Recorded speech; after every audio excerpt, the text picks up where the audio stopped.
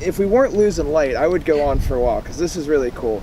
But you just mentioned Opie, her first year with Fury, and she's already getting everybody pumped up and just playing at the half and getting really just playing really well for Fury, and from what I saw. Yeah. And that's just huge. And she's the kind of athlete, and it seems like almost everybody on Fury is the kind of athlete that it's the mindset of you're never satisfied. It's always on to the next one. What can we do better? And a lot of people have trouble with that. A lot of people win and they're like, I did it. Let me kick my feet up and chill. But a couple days after Nationals, we heard from Opie, and Opie's like, hey, what can I do this off season? What can I get started on to be more explosive, be more fit? Yep. In the week after Nationals. And I know this week, 3 days after Nationals, we went out and we just took you through Agility Zero linear day and Agility Zero lateral day, and you're already out there putting in work and happy to do it. You didn't have all this burnout and all this stuff that some athletes go through, and that's incredible. And that's likely a lot of the reason why you've been able to be successful and will continue to be successful. So with that in mind, what's your approach going into this off season, and are you excited about 2018? And what does 2018 look like for you?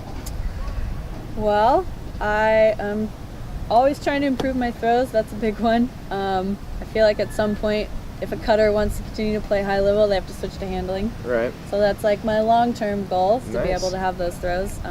And if I end up continuing to be able to cut for a high-level team, now I'm just a double threat, right? Right. But I really want to continue to work on strength and quickness, because I feel like now that I've started working with Moral Performance, it's kind of opened a whole new door for me. And doing their training, I've never felt so prepared as I did at World's Tryouts this year.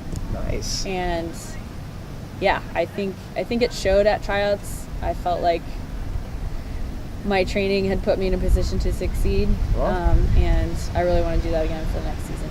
Yeah, great to hear. I think the stuff we do at NP, it opens doors, but it probably opens a lot of wormholes too, because I'm always like, hey, Kaela, have you heard of oil pooling? And like, what can we do to get healthy and do breathing better? And there's just so many things that we can improve on over the off season. And it's just a joy to have you around Florida for a week and have you contributing. I'm just very inspired by you and by Goose and by all these athletes who just continue to live it and continue to, in my mind, you're out there inspiring the world with your work, and that really means a lot to me. We need more just good-hearted, hard-working ultimate players in this world, because it makes a big difference. And just what happened today with Caleb and him learning to throw with you, it means the world to me. So I just want you to know I appreciate the work that you've put in your whole career as an athlete, and we're excited if we can bring you value and help you improve this year with our programming. We'd of course love to do that. And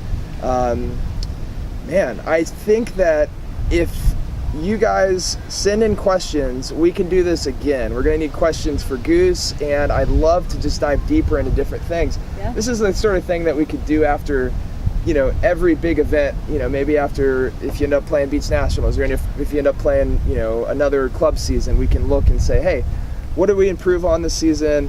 Or what did we do well, and what can we improve on moving forward?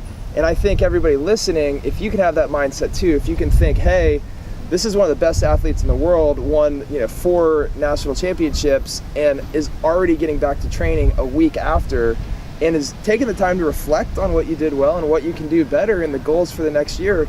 That's what sets people apart. So take that to heart, because it's awesome, it's inspiring, and it's really the only way to stay at the top and get to the top. Yeah. So thanks, Tim. Yeah, well, thank you for that, and thanks for teaching Caleb how to throw forehand today.